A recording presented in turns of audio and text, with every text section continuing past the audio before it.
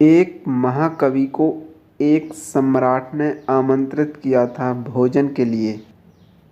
गरीब था वो कवि, बहुत फटे पुराने उसके वस्त्र थे।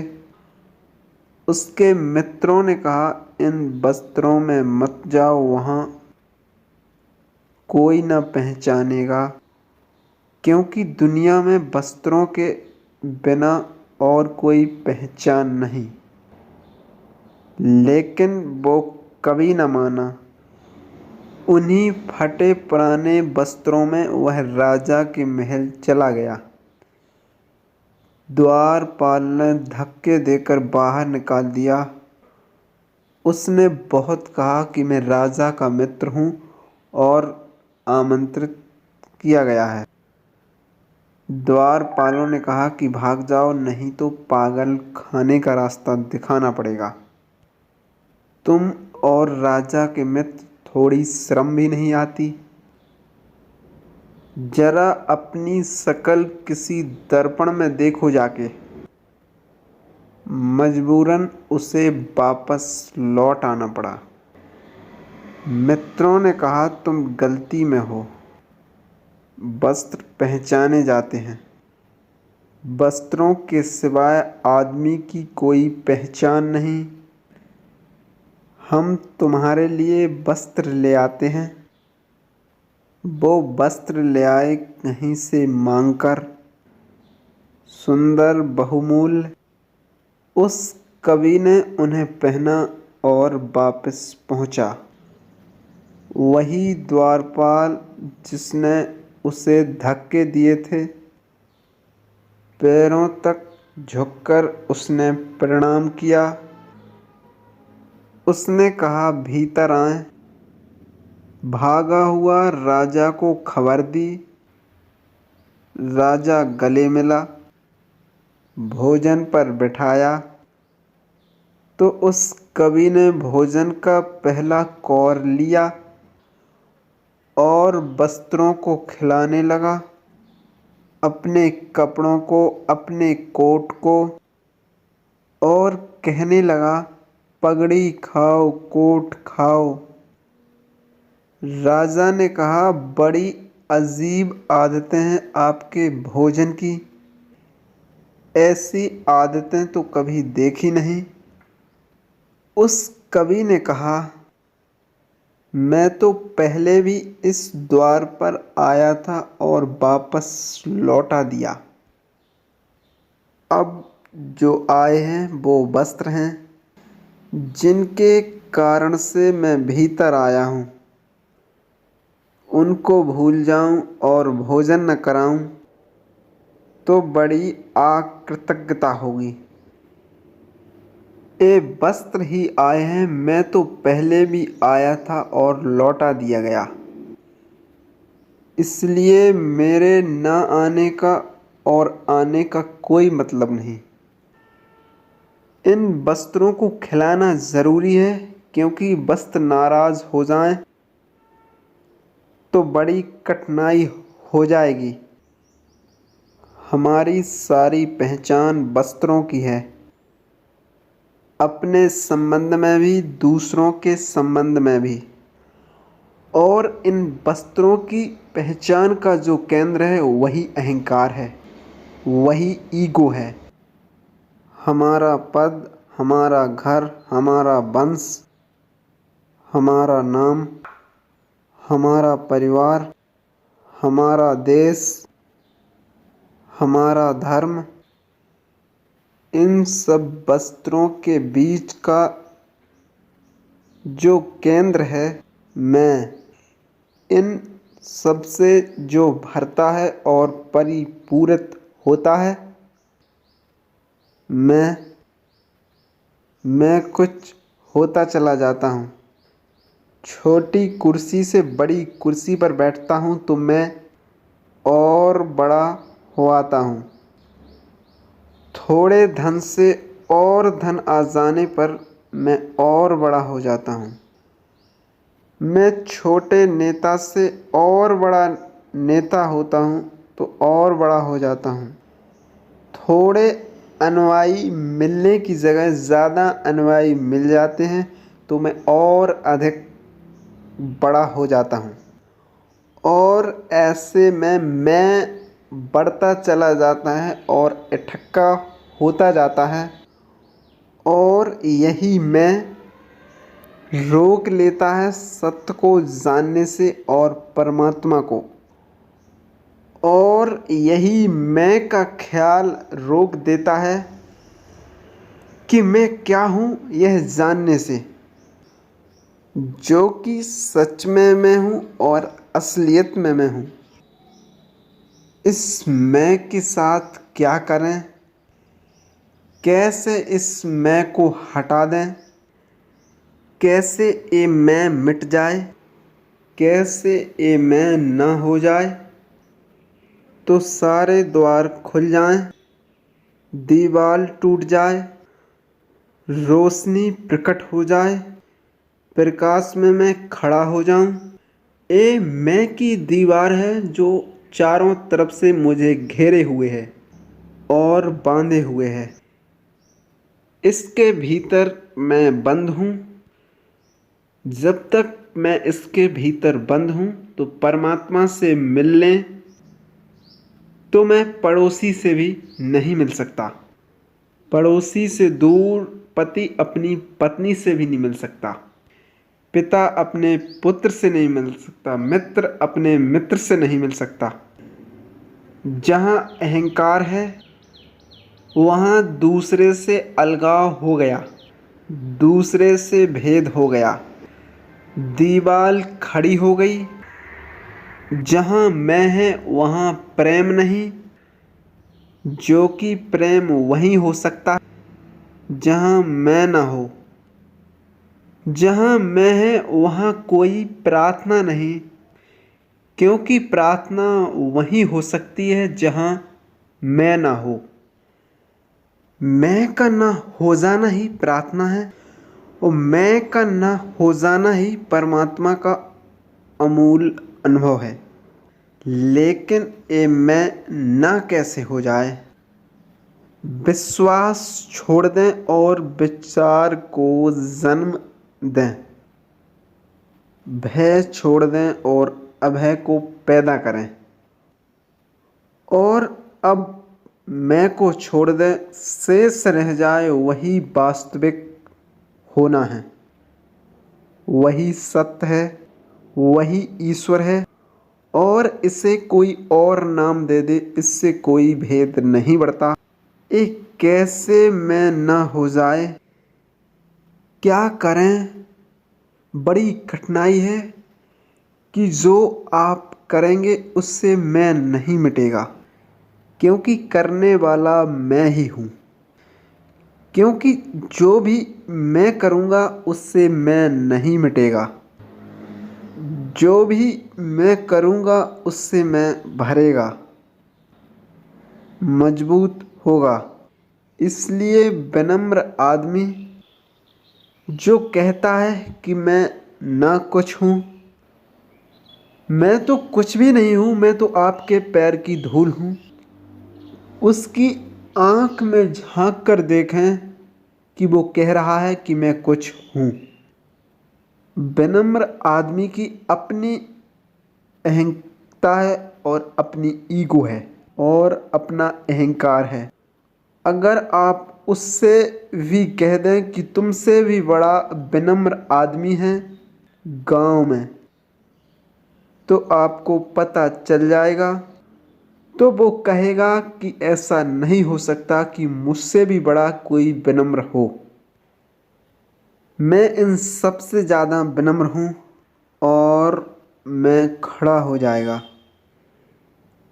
एक महात्मा से कह दें कि तुमसे बड़ा एक महात्मा भी है और कठिनाई शुरू हो जाएगी।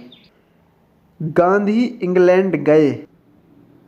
गांधी के एक मित्र ने बेनेट शाह को कहा कि आप गांधी को महात्मा मानते हैं कि नहीं।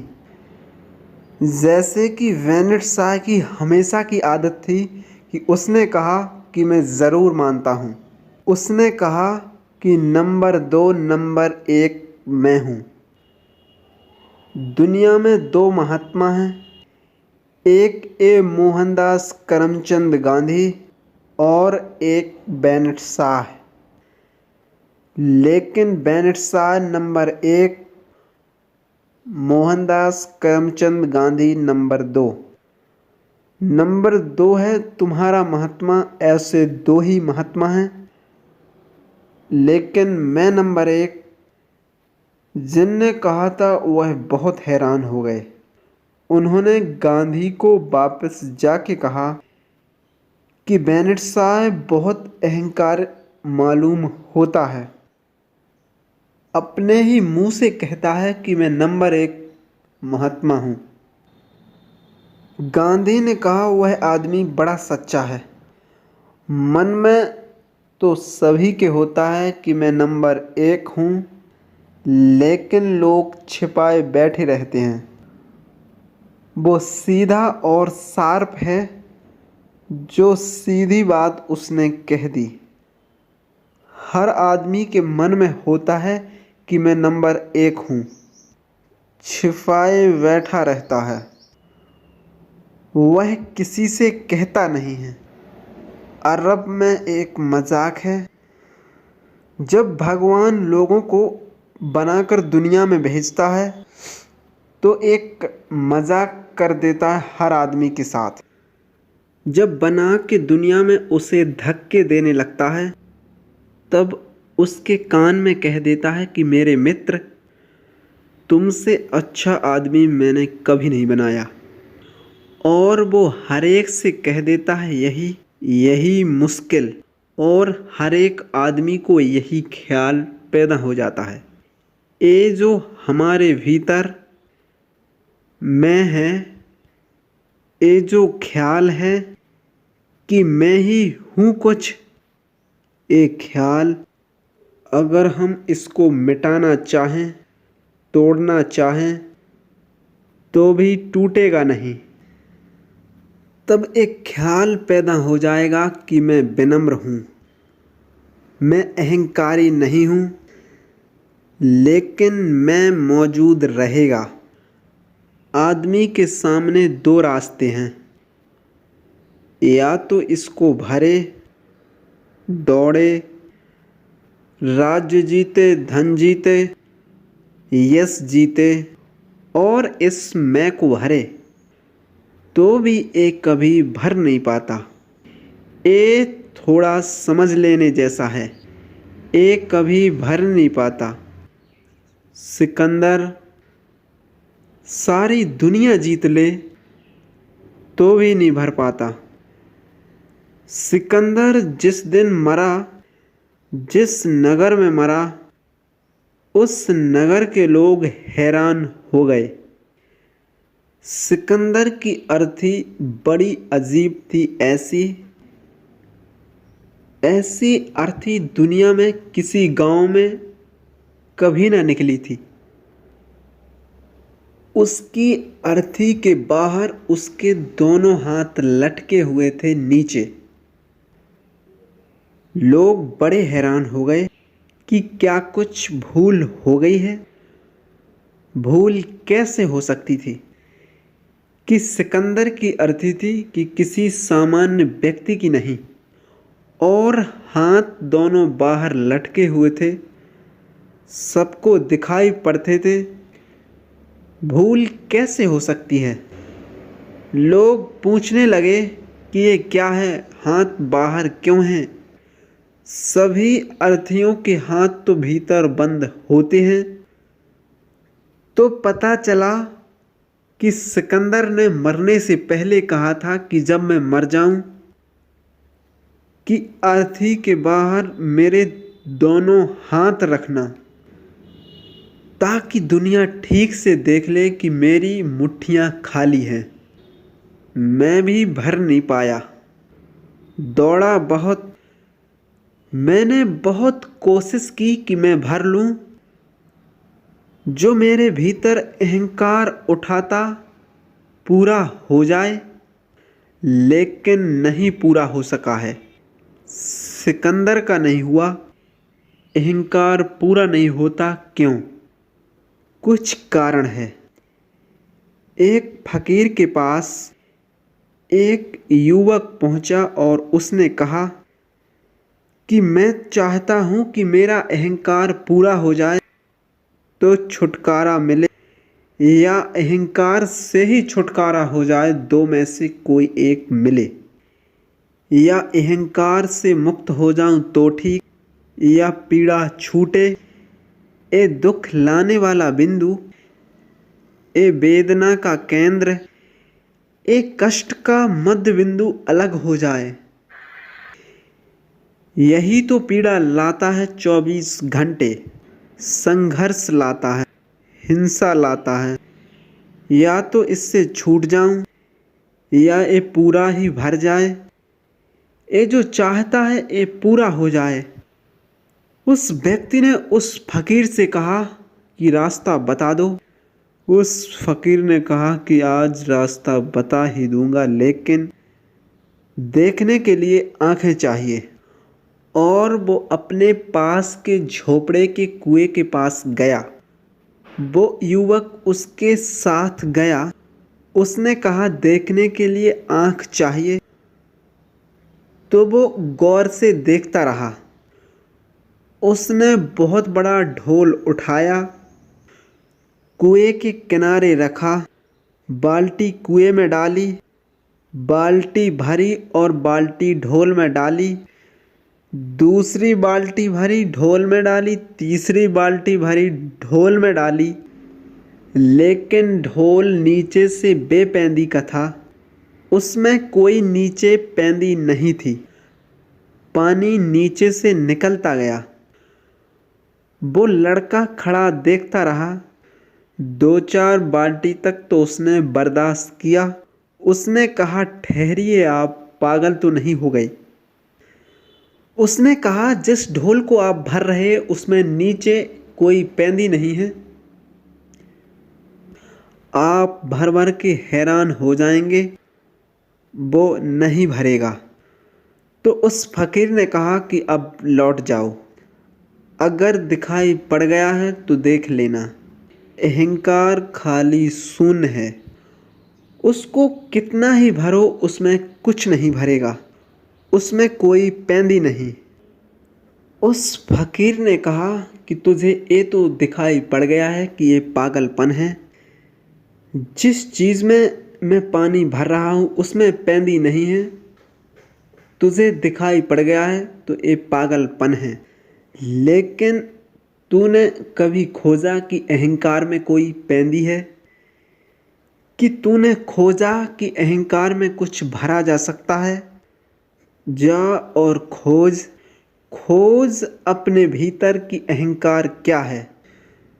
2 तरह की गलतियां हैं। अहंकार अगर कुछ भी नहीं है, ना तो उसे भरा जा सकता है और न उसे खाली किया जा सकता है, क्योंकि खाली उसे ही किया जा सकता है जो भरा जा सकता है।